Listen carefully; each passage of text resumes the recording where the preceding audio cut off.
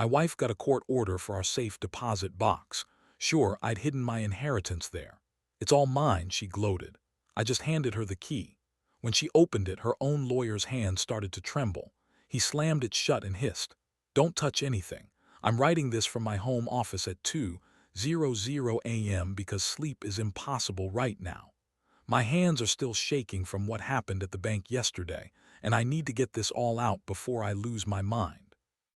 Let me back up and start from the beginning because this story doesn't make sense without understanding how we got here. 2 years ago, my father died quietly in his sleep at 73. No drama, no hospital goodbyes, just the way he would have wanted it. The funeral was small, maybe 20 people total. Dad wasn't the type to collect friends like trading cards. He preferred a tight circle of people he actually respected.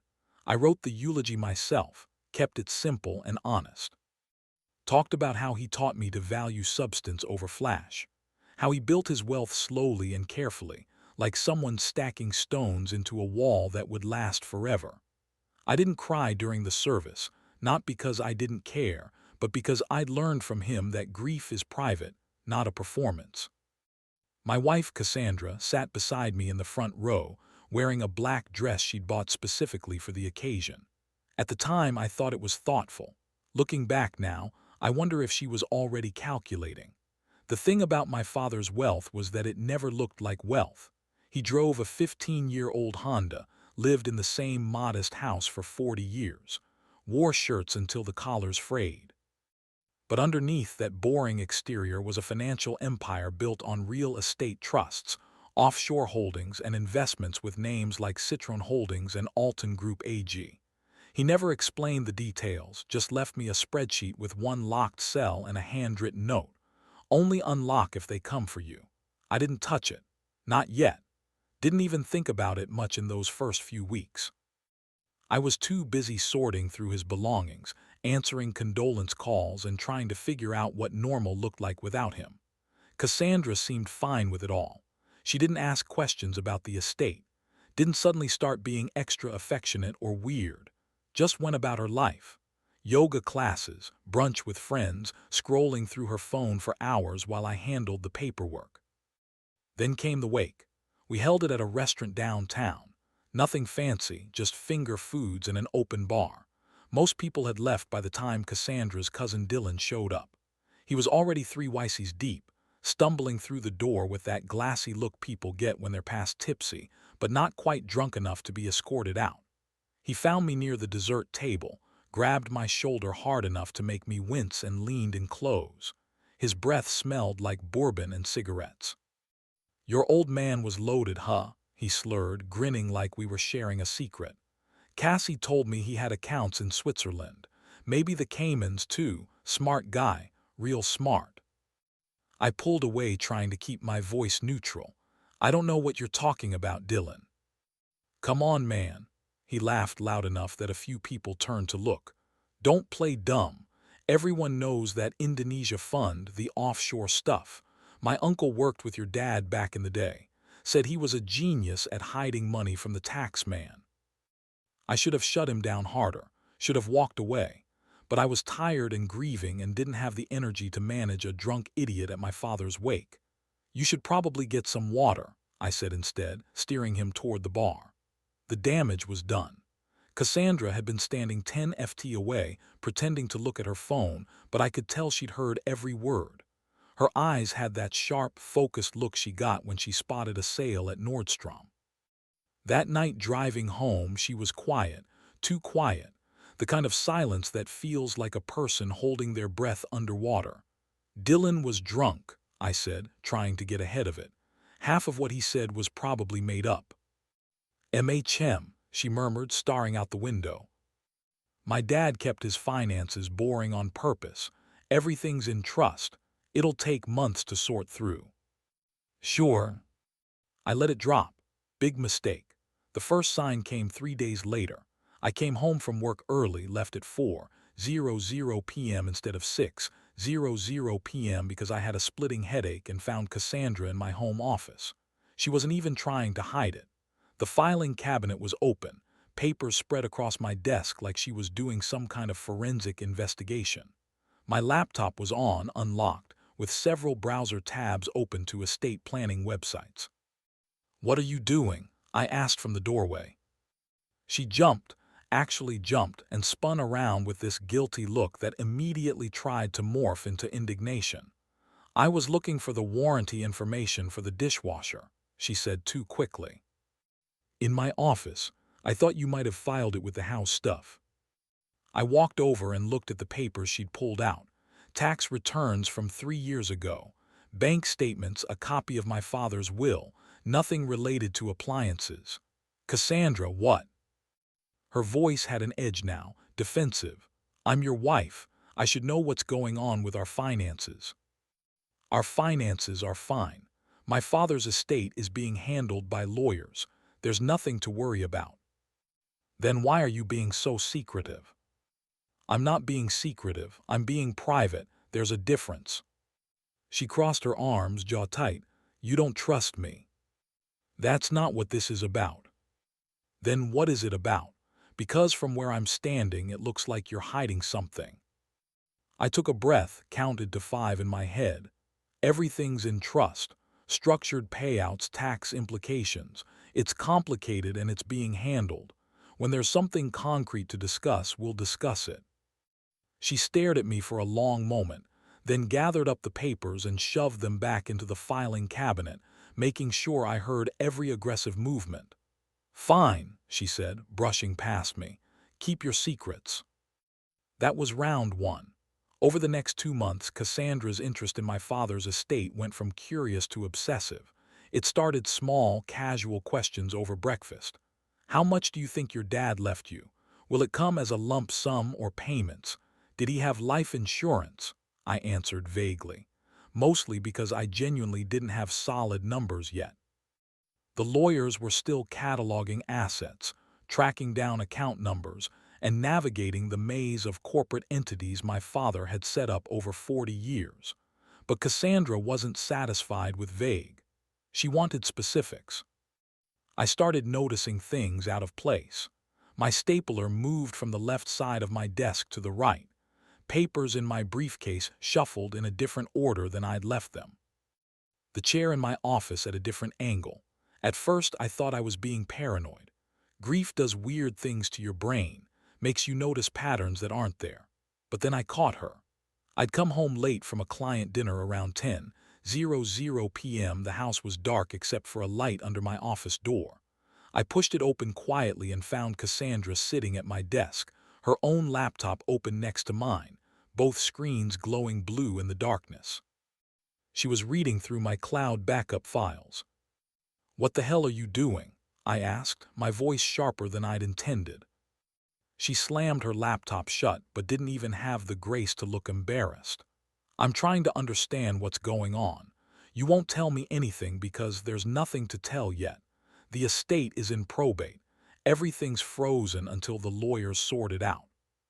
She stood up, facing me across the desk. "I found documents about offshore accounts, properties in 3 different states I've never heard you mention, corporate entities with your dad's name attached. This isn't nothing." "How did you get into my cloud account?" "Does it matter?" "Yes, it matters. That's my private information. You can't just—" "We're married," she shouted loud enough that I worried the neighbors might hear. "Your private information is our information. Or are you planning to keep it all for yourself?" I stood there stunned, not by her anger, I'd seen her angry before, but by the accusation, like I was some villain hoarding treasure while she starved outside the castle walls. "I'm not keeping anything from you," I said slowly, "but I'm also not discussing my father's estate with you until I have actual information to share, and I'm definitely not okay with you hacking into my accounts." "I didn't hack anything. You use the same password for everything." That wasn't true, but I didn't argue. Instead, I changed all my passwords that night after she went to bed. Made them complex, random, stored them in an encrypted manager she wouldn't be able to crack without a court order. I thought that would be the end of it. I was so incredibly wrong. 3 weeks later, I came home to find Cassandra sitting on the couch with her laptop, headphones in, replaying something over and over. Her expression was intense, focused, like she just discovered the secret to cold fusion. "What are you watching?" I asked, setting down my briefcase. She pulled out one earbud. "Nothing, just a video." "Looks pretty interesting for nothing." She closed the laptop. "Do you know someone named Richard Pettin?" The name sounded vaguely familiar, but I couldn't place it. "Maybe. Why?" "He called the house line yesterday. Left a voicemail. Said he was a trust officer from Bermuda and needed to discuss account maintenance with you." My stomach dropped. The house line. We barely used it anymore. It was basically just for spam calls and the occasional elderly relative. I'd forgotten to check the messages in weeks. "Let me hear it," I said. She pulled up the voicemail on her phone, hit play. A professional male voice, slightly British accent. "Hello, this is Richard Pettin calling from Consolidated Trust Services in Bermuda. I'm trying to reach Daniel regarding the Alton Group maintenance schedule for Q3. Please return my call at your earliest convenience." He left a number. Cassandra had already written it down. "Bermuda," she said, eyes locked on mine.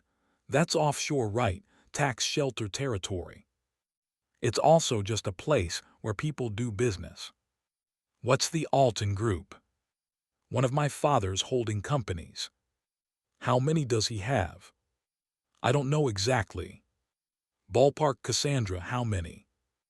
"7, maybe 8. They're just corporate structures for managing assets. It's not some conspiracy." She leaned back, arms crossed. "And you weren't going to tell me about any of this?" "I was going to tell you when there was something to tell. Right now, it's just paperwork and maintenance fees." "Maintenance fees for what? How much money are we talking about?" "I don't know." "Guess." "No." "Why not?" "Because I don't want to speculate, and I don't appreciate being interrogated in my own home." She stood up, grabbed her laptop. "You know what I think. I think you know exactly how much is there, and you're planning to keep it all to yourself." "That's insane." "Is it? Because from where I'm standing, you've been lying to me for months." "I haven't lied about anything. I just haven't given you a detailed financial breakdown of an estate that I'm still figuring out myself." "Same thing," she said and walked upstairs. That night she slept in the guest room. First time in 7 years of marriage. A week later, my computer started acting weird. Nothing major, just small hiccups, programs taking longer to open. The fan running hot even when I wasn't doing anything intensive. I ran a diagnostic and found it. A key logger program buried in my startup files disguised as a tax document. The subtlety was almost insulting. I sat there staring at the file name for a good 5 minutes trying to decide how to handle it. Part of me wanted to confront her immediately, but another part, the part that was starting to see the bigger picture, wanted to wait and see what else she'd try. I deleted the program, then installed monitoring software of my own. Not to spy exactly, more to document because I had a feeling I was going to need documentation. That evening I found her in the kitchen making dinner. She was humming something off-key, chopping vegetables with aggressive precision. "Found something interesting on my computer today," I said, leaning against the counter. "Yeah," she didn't look up. "A key logger hidden in my system files. Any idea how it got there?" The knife stopped moving. She set it down slowly, wiped her hands on a towel, and finally looked at me. "You're seriously accusing me of spying on you?" "I'm not accusing. I'm stating a fact. There was spyware on my computer, and you're the only other person who has access to it. Maybe you got a virus." "Viruses don't name themselves. Tax 2022 PDF. That's human-level stupid." Her face flushed red. "So now I'm stupid." "I didn't say that. But I am saying that you installed spyware on my computer, and I want to know why." "Because you won't tell me anything." She was shouting now, all pretense of calm gone. "You're hiding things from me, important things, things that affect both of us. So yeah, I looked because you left me no choice." "I left you no choice." "Cassandra, we're married, not business partners. I don't owe you a real-time update on every financial transaction I make. This isn't about transactions. This is about trust, and you clearly don't trust me. I trusted you until you started going through my files, hacking my accounts, and installing spyware. You destroyed the trust, not me. She grabbed her car keys from the counter. I'm going to my sister's. Fine. She left, didn't come back until after midnight. When she finally crawled into bed, our bed this time, she didn't say a word. Just lay there in the dark, breathing too carefully, like she was pretending to sleep. I stared at the ceiling and wondered when exactly my marriage had turned into a cold war. 2 months passed in a tense stalemate. We were polite to each other in that awful formal way people are when they're trying not to fight in public. But underneath the politeness was something toxic and growing. She'd stopped asking questions about the estate, stopped snooping through my office. At first, I thought maybe she'd finally let it go, accepted that the information would come when it came. I was wrong. She just shifted tactics. One morning in early spring, I came downstairs to find a yellow post-it note stuck to the fridge. The handwriting was hers, casual and looping. Filing next week. Hope you've got a good lawyer. I stared at that note for probably 5 full minutes. Coffee growing cold in my hand, trying to process what it meant. Filing divorce. She was divorcing me, and the hope you've got a good lawyer part wasn't concerned for my well-being. It was a threat, a promise that she was coming for me hard. I peeled the note off the fridge, folded it carefully, and put it in my wallet. Then I called my lawyer. His name was Douglas Hammond, a partner at a mid-sized firm downtown who'd helped my father with estate planning years ago. He was in his 60s, gray-haired and sharpied, with the kind of calm competence that makes you feel better just sitting in his office. She left a note on the fridge, I told him, sliding the post-it across his desk. He read it, face expressionless. Subtle, that's one word for it. Have you been served yet? Not yet, the note says next week. Then we have time to prepare. Walk me through everything. The estate, your assets, what she knows versus what she thinks she knows. I spent the next hour laying it all out. The offshore accounts, the real estate trusts, the corporate entities with boring names that held not-so-boring assets, my father's spreadsheet with the locked cell, the voicemail from Bermuda, Cassandra's increasingly desperate attempts to access information. Douglas listened without interrupting, taking notes in his precise handwriting. Do you have a prenup? He asked when I finished. Yes, signed 3 years ago. What does it say? Standard stuff, I thought.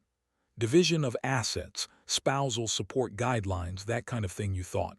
I mean, I read it at the time, but it was 30 pages of legal jargon. He pulled up a digital copy on his computer. Apparently, my father had sent him a copy when we signed it and started scanning through the pages. Then he stopped, sat back, and smiled. What? I asked. Do you remember Clause 14b? Number should I? Oh, you definitely should. He turned the screen toward me. Read this. I leaned forward and read. Clause 14b. In the event that either party is found to have engaged in intentional fraud, conspiracy to defraud, or coercion through legal manipulation against the other party, all marital assets shall revert to the non-offending party, effective immediately upon substantiation of said violation. This clause supersedes all previous asset division agreements outlined in Sections 2A. I read it twice, 3 times. What does that mean in regular English? I asked. It means if she tries to screw you over using the legal system and we can prove it, she gets nothing. Not half. Nothing. That seems harsh. That seems brilliant. Your father wrote this prenup, didn't he? He helped draft it. Yeah, the man was a genius. Douglas leaned back in his chair, fingers steepled. So, here's what we're going to do. We're going to let her file. Let her make her claims about hidden assets. Let her demand access to everything. And then we're going to document every single attempt she makes to manipulate the system in her favor. You want me to just let her come after me? I want you to give her enough rope to hang herself." Legally speaking, it felt dangerous, like standing in front of an oncoming train and trusting that someone had built invisible tracks that would divert it at the last second. But I also trusted Douglas, and more importantly, I trusted my father's paranoid genius. "Okay," I said, "let's do it." The divorce papers arrived via courier on a Tuesday morning. Thick manila envelope, official stamps, my name typed in bold letters. I opened it, standing in the driveway, still in my pajamas, reading through the pages while the courier waited awkwardly for my signature. The filing was aggressive. She wasn't asking for half. She was demanding 3/4, claiming that I'd been hiding marital assets, that her contributions to our household had been undervalued. That emotional distress entitled her to additional compensation. The list of demanded items was almost comical. The house, both cars, the lake cabin my father had left me. 75% of all investment accounts, spousal support of $8,000 per month for 5 years. And here was the kicker: full access to all safe deposit boxes, vaults, or storage containers I might have with legal authority to search them with or without my cooperation. She'd done her homework, knew about the boxes, probably figured that's where I was hiding the real treasure. In a way, she was right. I signed for the papers, went inside, and called Douglas. "She's going for the throat," I told him. "Good, let her. How do you want to respond? What are my options?" "We can fight every claim, drag this out for months, cost both of you a fortune in legal fees. Or we can play it smart." "Define smart." "Give her what she wants, not the assets. Give her access. Let her think she's winning. And while she's busy celebrating, we build our case." "You really think this will work?" "I think your father thought it would work, and he was usually right. Usually he married someone loyal. You didn't. That's not your fault, but it does mean we have to be more careful." That stung, but he wasn't wrong. "So what's the next step?" I asked. "We respond to the filing with minimal resistance. We don't object to the vault access. In fact, we volunteer it. Make her think we're cooperating because we don't have anything to hide. But we do have something in there." "Exactly, and that's the beauty of it." 3 weeks before the hearing, I went to the bank alone. It was a Tuesday afternoon, gray and drizzly, the kind of weather that makes everything feel slightly ominous. I carried a leather briefcase that had belonged to my father, worn smooth at the corners from years of use. Inside the vault, I opened box 9107. It was larger than most people would expect. Not a small drawer, but a decent-sized container, big enough to hold file folders and documents without folding them. I'd been preparing this for months. Ever since Cassandra started her investigation, I'd been building my own. The first layer was documentation. Bank statements showing wire transfers to accounts I'd never told her about. Receipts for purchases made in her sister's name. Purchases Cassandra had authorized and funded. Screenshots of text message conversations I'd recovered from our phone bill, including several between her and her cousin Dylan, discussing strategies for getting access to my father's estate. The second layer was surveillance. Nothing illegal. I'd hired a private investigator 6 months ago, a quiet professional named Angela Chen, who specialized in domestic cases.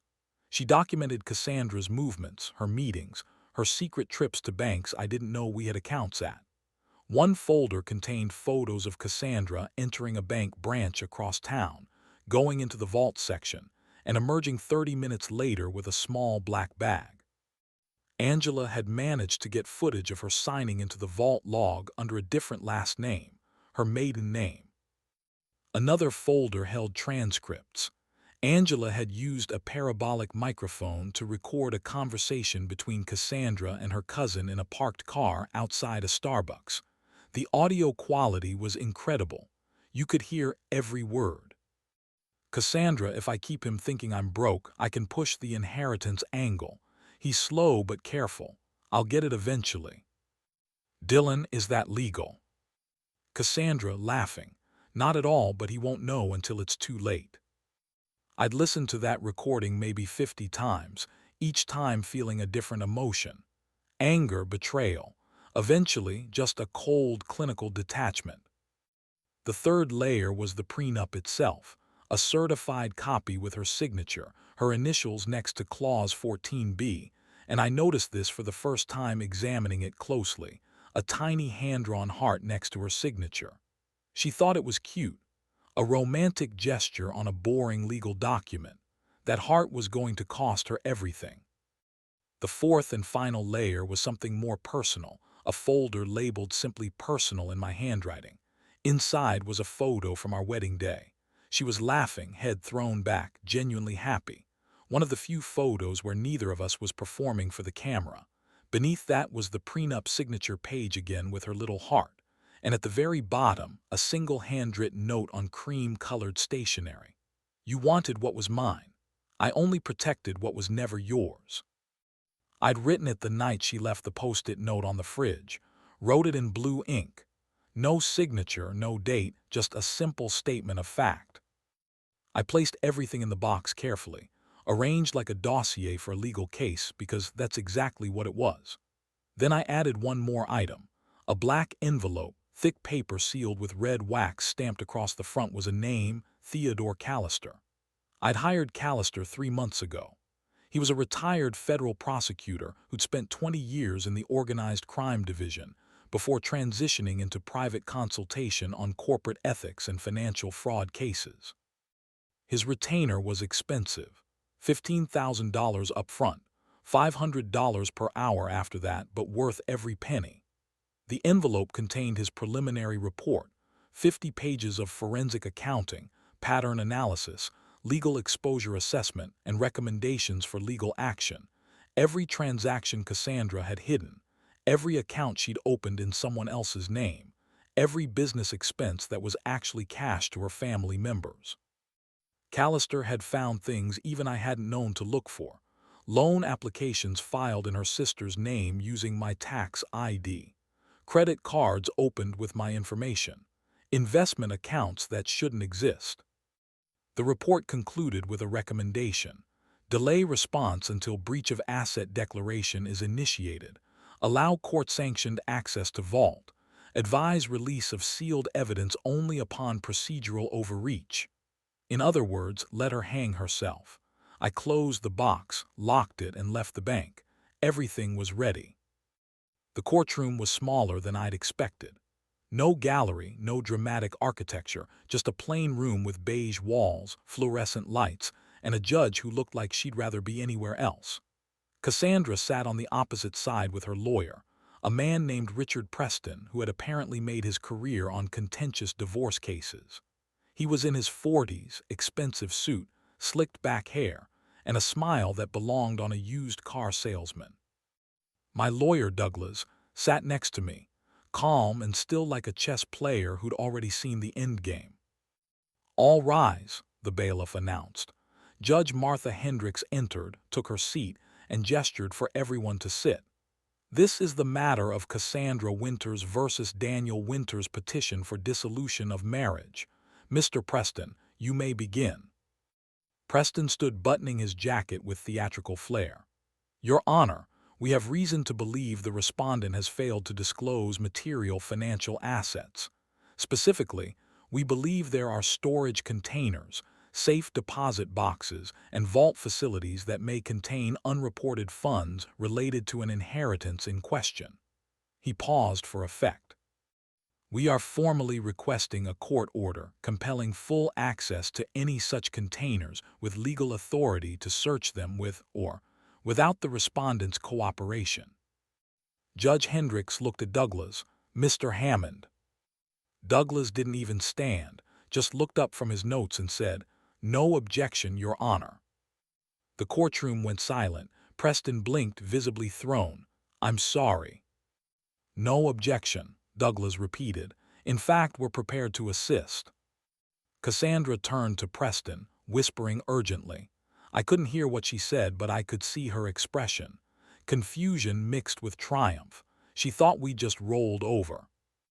Judge Hendricks frowned. Mr. Hammond, you understand what's being requested. Completely, Your Honor. My client has nothing to hide and is happy to cooperate with discovery.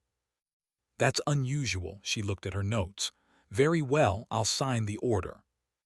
Mr. Preston, coordinate with opposing counsel on logistics. Thank you, Your Honor, Preston said, that smile returning in full force. As the judge signed the paperwork, I reached into my jacket and pulled out an envelope. Inside was a slip of paper with bank information, a vault number, and a small brass key attached to a red leather tab stamped with 9 Vone. I slid it across the table to Preston. He picked it up, examined it like I just handed him a winning lottery ticket. This is the vault access. Everything you asked for, I said quietly. Cassandra leaned over to look. Her face lit up.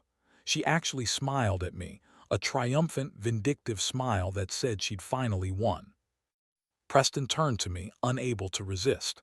We'll be there Monday morning 9:00 a.m. Just make sure you bring gloves, I said. He laughed, thought I was being dramatic. Douglas didn't laugh. He knew exactly what I meant. As we left the courtroom, Cassandra caught up to me in the hallway. She couldn't help herself. I told you I'd find it. She hissed low enough that her lawyer wouldn't hear. I looked at her, really looked at her maybe for the first time in months, saw past the anger and the greed to something sadder underneath. Fear maybe, or desperation. You did, I said, but finding it and surviving it, those are different games. She rolled her eyes, turned on her heel and walked away, heels clicking on the marble floor like gunshots. I watched her go and realized I didn't feel angry anymore, just tired and maybe a little sad for what we'd both lost along the way. I got to the bank at 8:45 a.m. Cassandra and Preston arrived at 8:58, precisely 2 minutes early, probably because Preston was the type who thought punctuality was a power move. The bank lobby was quiet, just a few early customers and the soft murmur of transactions. I sat in one of the waiting area chairs reading a magazine someone had left behind, an article about quantum entanglement and unpredictable particle behavior. Poetic, really. Cassandra spotted me immediately and made a show of ignoring me, walked straight to the counter, Preston trailing behind like an overdressed shadow. We're here for vault access, Preston announced to the teller, sliding the court order across the counter. Box 917. The teller, a young woman who couldn't have been more than 25, glanced at the paperwork, then at me. I gave her a small nod. I'll need to call the vault manager, she said. One moment, please. While they waited, Cassandra paced. She was wearing heels today. Black designer, the kind that cost more than most people's monthly rent. Click, click, click across the marble floor. Preston kept checking his phone, probably texting his assistant about how easy this was going to be. The vault manager appeared, a middle-aged man named Richard Chen who I'd worked with before. He reviewed the paperwork, glanced at me again, then nodded. Follow me, he said. They disappeared through the security door. I stayed in the lobby, went back to my article about quantum particles and unpredictable outcomes. Perfect timing, really. I couldn't see what happened inside the vault, but I could hear echoes of it. The thick metallic thunk of the box drawer sliding out, a moment of silence, then a voice. Preston, suddenly sharp. Don't touch anything. More silence, then louder, more urgent. I said, do not touch anything. People in the lobby turned. A woman paused mid-transaction. The teller who'd helped them earlier looked up, concerned. Richard Chen emerged first, face pale, moving quickly to the bank manager's desk. He picked up the phone, not 911, something internal, and spoke in low, urgent tones. Preston came out next, gripping his briefcase like it might protect him from whatever he'd just seen. His tie was crooked. Sweat had bloomed through his shirt in dark patches under his arms. That confidence he'd worn like armor was gone, replaced by something I'd been waiting to see. Fear. Real, genuine fear. Cassandra was last. She walked slowly, eyes unfocused, mumbling something I couldn't quite hear. As she passed my chair, I caught it. What the hell is this? She didn't look at me. Didn't acknowledge I existed. I didn't answer, didn't need to. Preston pulled me aside away from the tellers, his hand actually trembling as he grabbed my arm. "We need to talk," he hissed. "Now." I followed him to a quiet corner near the ATMs. "There are surveillance photos in that box," he said, voice barely above a whisper. "Documents, time-stamped receipts, screenshots, hidden accounts under her sister's name. This isn't just about inheritance. This is—" He stopped, looked around, lowered his voice even more. "Where did you get that footage?" "Which footage?" I asked calmly.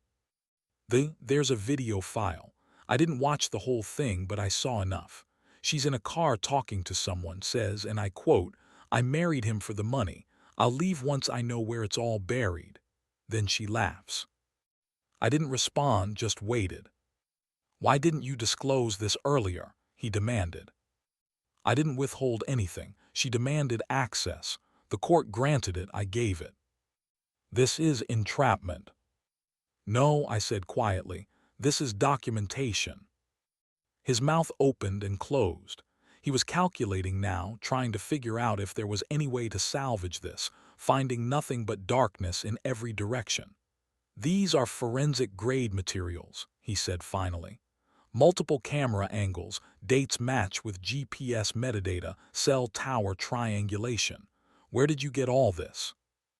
"She thought she was playing chess," I said. "I built the board." Back in the lobby, Cassandra was packing again, but the energy was different now. Not triumphant, frantic. Her arms crossed, then dropped. Her face cycled through expressions like someone trying on masks and finding none that fit. Preston returned to her, whispered urgently. I watched her face change as he spoke. Watched the moment it clicked. The moment she realized what she'd opened wasn't a treasure chest. It was Pandora's box, and now she couldn't close it. She turned and looked at me. Our eyes met for the first time that morning. "You're bluffing," she said loud enough for the whole lobby to hear. "You don't have anything." I didn't answer because the truth was more powerful than any response I could give. She thought the something I had was the evidence. What she didn't understand was that she was the evidence. They went back into the vault. Preston insisted, probably thinking if he could examine everything carefully, he'd find some flaw, some legal technicality that would make it all inadmissible. He was gone for almost an hour this time. When he emerged again, he was carrying the black envelope, the one with the wax seal, the one with Theodore Callister's name stamped across it. Cassandra was behind him, and I could see her mouth moving as she read the name off the envelope. "Who's Callister?" she asked, her voice carrying across the lobby.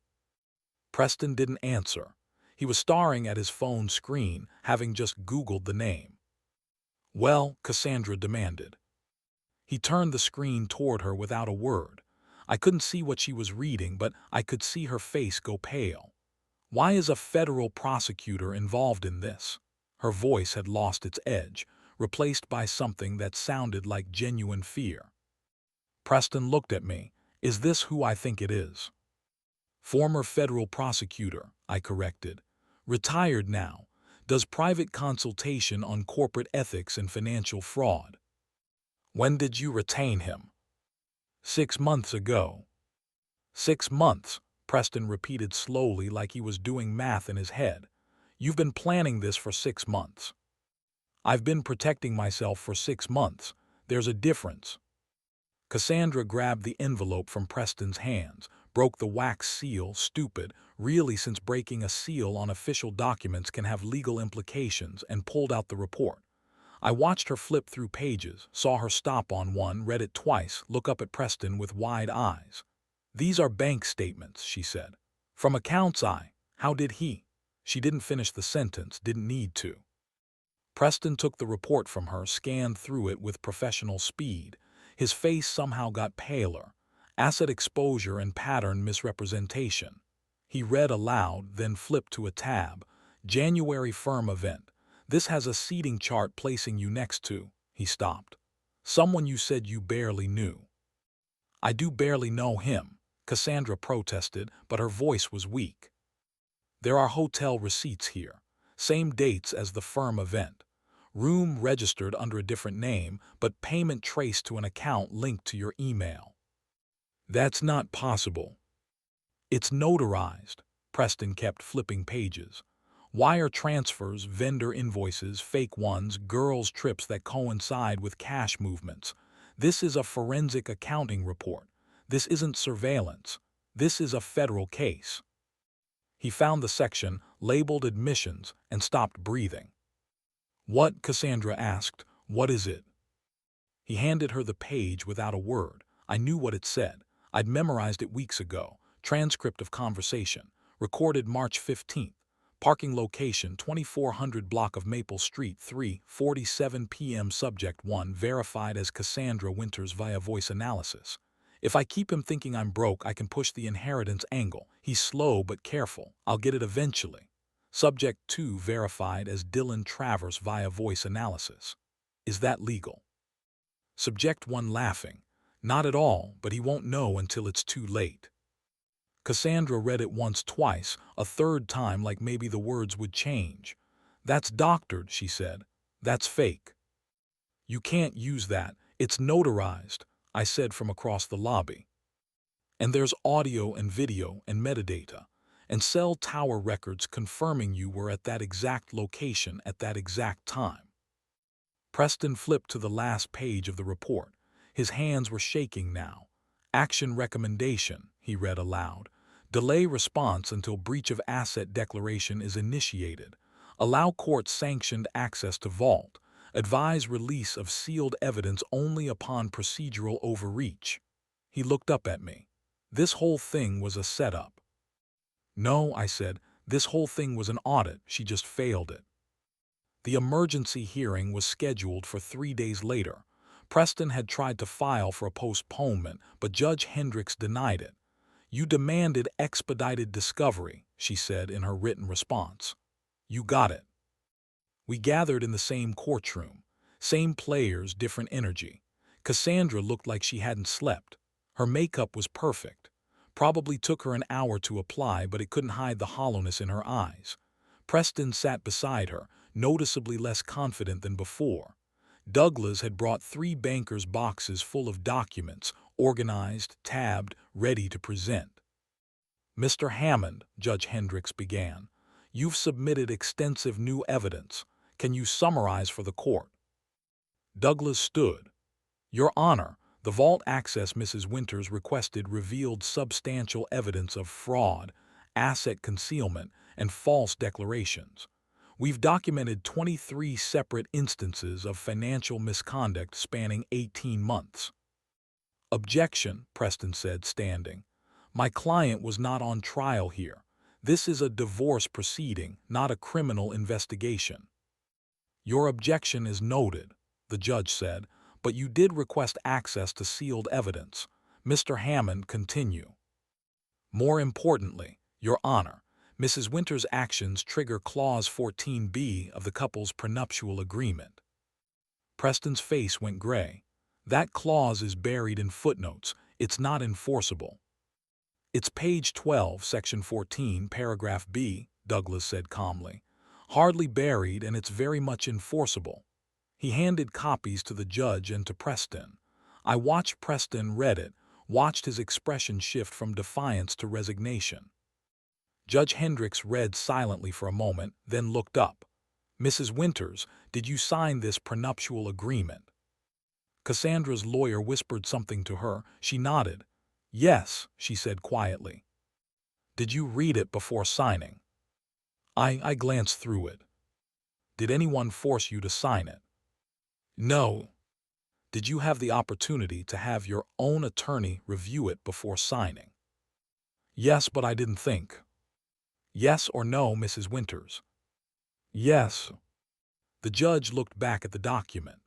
Clause 14b states, in the event of intent to defraud, conspire, or coerce through legal manipulation, all marital assets revert to the non-offending party effective upon substantiation of violation. She looked at Douglas. And you're arguing that Mrs. Winters' actions constitute fraud. We have evidence of 23 separate instances, Your Honor. Recorded conversations admitting intent, financial records showing deliberate concealment, false statements made under oath during initial discovery. Your Honor, this is excessive, Preston tried. These allegations are supported by forensic accounting, surveillance footage, bank records, and Mrs. Winter's own recorded admissions. Douglas interrupted. All documented, all authenticated, all admissible. The judge was silent for a long moment. I'm going to need time to review this evidence, she said finally. But preliminarily, if even half of what you're alleging is accurate, Clause 14b would indeed be triggered. Your Honor, Preston started. We'll reconvene in 1 week. Mrs. Winters, I strongly suggest you consult with your attorney about the potential consequences of this clause. The gavel came down. Cassandra just sat there frozen as people filed out around her. The story broke 3 days later. A legal blog I'd never heard of published an anonymous post titled, "When Prenups Strike Back, a Cautionary Tale." It didn't name names, but included enough details that anyone in our social circle could piece it together. A spouse attempting to claim half of a significant inheritance discovered that her own recorded admissions and hidden financial dealings triggered a prenuptial clause stripping her of all claims. The vault she demanded access to contained not hidden assets but evidence of her own fraud. Comments poured in, some supportive, some vicious, all speculating. Then someone on a local forum posted Cassandra's name, just her first name in a vague reference to that tech sector divorce with the vault. But it was enough. Her friends started disappearing. The IM group chat she dominated went silent. A yoga instructor she'd known for years suddenly had scheduling conflicts whenever Cassandra tried to book a class. Her mother called me. "Is it true?" she asked, voice brittle. "Did Cassandra try to steal from you?" "You should ask her," I said. "I did. She won't talk to me. Just cries and says you've ruined her life." "I didn't ruin anything. I just documented what she was already doing." There was a long silence. "I'm sorry," her mother said finally. "I always thought you two would make it." "So did I." She hung up. Cassandra's brother texted me, "Don't loop me into this. I have kids." Then blocked my number. Cowardice always shows up when reputations start bleeding. 2 weeks after the hearing, I got a call from Douglas. "You need to sit down for this," he said. "I'm already sitting." Theodore submitted his findings to the district attorney's office. "They've opened an investigation." My stomach dropped. Investigation into what? Financial fraud, false declarations under oath, possible identity theft. She used your tax ID to open accounts. Will they actually charge her? Already did, 2 counts, attempted fraud and false declarations under oath. I sat there in silence, phone pressed to my ear trying to process what that meant. "Daniel, I'm here. What happens now?"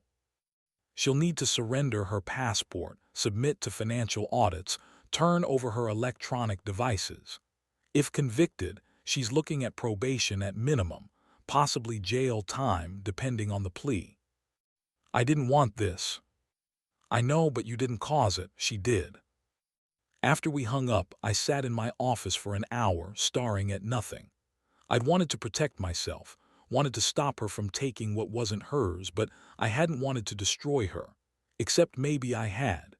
Maybe some part of me, the part that had listened to her laugh about marrying me for money, had wanted exactly this.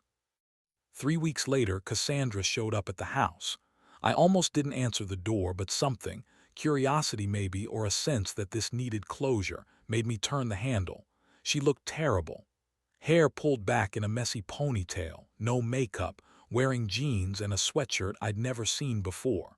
The designer armor was gone, replaced by something that looked almost human. "Can I come in?" she asked. "I don't think that's a good idea." "Please, 5 minutes." I stepped aside. She walked into the living room, our living room, though it hadn't felt like hours in a long time, and stood in the middle of it like she didn't know where to sit. "Why did you do this?" she asked finally. "I didn't do anything. You filed for divorce. You demanded vault access. I just let you." "You set a trap."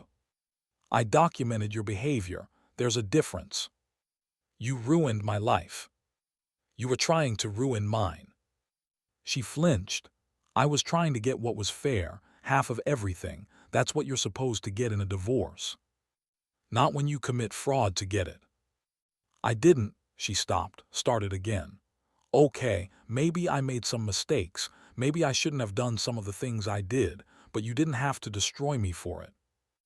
I didn't destroy you. You destroyed yourself. I just refused to help you take me down with you. Tears welled in her eyes. Real ones, I think. Everyone's turned against me, my friends, my family. I can't go anywhere without people starring. I'm going to have a criminal record. I'm going to lose everything. You were willing to make me lose everything. That's different. How? Because, she stopped. Couldn't finish the sentence because there was no good answer. You need to leave, I said. I went to the bank, she said suddenly. Asked to see the vault again. They let me. I waited.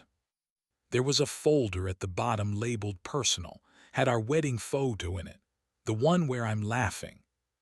Okay. Why did you put that in there? Because it was true. That moment was true. Everything after it was a lie, but that moment was real. And the note, the one that said, I wanted what was yours. Also true, she wiped her eyes. I did love you in the beginning. I know I loved you too. When did that change? For me, the day I found the key logger. For you, I think it changed the moment you heard inheritance and started doing the math. She nodded slowly. For what it's worth, I'm sorry. I know you won't believe me, but I am. I believe you're sorry you got caught. That's not fair. Life isn't fair, Cassandra. You taught me that. She turned and walked to the door. Hand on the knob, she paused. Did you ever think about just talking to me, telling me the truth about everything? Maybe we could have worked it out. I tried. You installed spyware. Before that, you were already investigating, already convinced I was hiding something from you, already calculating what you thought you deserved. When exactly should I have tried talking to you? She didn't answer, just opened the door and left. I watched through the window as she got into her car, the Audi I'd paid off 3 years ago, and drove away. That was the last time I saw her. The divorce was finalized 2 months later. The terms were exactly what Clause 14b specified. I kept the house, the lake property, the investment accounts, my father's trust, the holding companies, everything. Cassandra got the Audi and her personal possessions and debt. So much debt. The legal fees alone had bankrupted her. Preston had billed $85,000 before withdrawing from the case. Her new lawyer, a public defender working pro bono on the criminal charges, was doing his best, but the evidence was overwhelming. She ended up pleading guilty to 1 count of false declarations in exchange for probation and community service. No jail time, but a permanent record. Last I heard, she'd moved in with her sister 3 states away. Deleted all her social media, started working as an administrative assistant somewhere, rebuilding from zero. Some mutual friends reached out to me afterward, some to apologize. We always knew something was off, they said, which was cowardly and probably untrue, others to confess. She asked me to spy on you, one admitted. Wanted me to find out where you kept important documents. I said no, obviously. Obviously. People ask me if I feel guilty, if I regret how it all played out. The answer is complicated. I don't regret protecting myself, don't regret documenting her behavior or enforcing the prenup my father had the foresight to draft. But I do feel sad. Sad that it came to this. Sad that someone I once loved turned into someone I had to defend myself against. The wedding photo I put in that vault, I kept a copy. It's in a drawer in my office now. Sometimes I look at it and try to remember what it felt like in that moment, when her laugh was genuine, when I believed we'd make it. That version of her probably still exists somewhere, buried under layers of greed and fear and bad decisions. But I'll never see her again. The version I got was the one who married me for money and thought she was smart enough to get away with it. She wasn't. My father used to say, hope for the best, prepare for the worst, and document everything in between. I didn't understand what he meant until it was too late to ask him, but I understand now. The vault wasn't about hiding treasure. It was about preserving truth. Because sometimes the most valuable thing you can protect isn't money. It's evidence. 6 months after the divorce finalized, I got a letter in the mail, handwritten, no return address. Inside was a single sheet of paper. You were right about everything. I wanted what was yours and convinced myself I deserved it. I told myself you were hiding things from me, but really I was just hiding from myself. I don't expect forgiveness. I don't even deserve it. I just wanted you to know that I finally understand what I lost, and it wasn't the money. No signature. Didn't need one. I read it twice, then folded it carefully and put it in the drawer next to the wedding photo. Some stories don't have clean endings. No final revelations, no perfect closure. Just two people who loved each other once and then destroyed it through 1,000 small betrayals and one massive tactical error. She thought she was playing chess. I just built a better board. And when she finally opened that vault, she discovered the most terrifying truth of all. I'd been 3 moves ahead the entire time. She just didn't know it until the game was already over.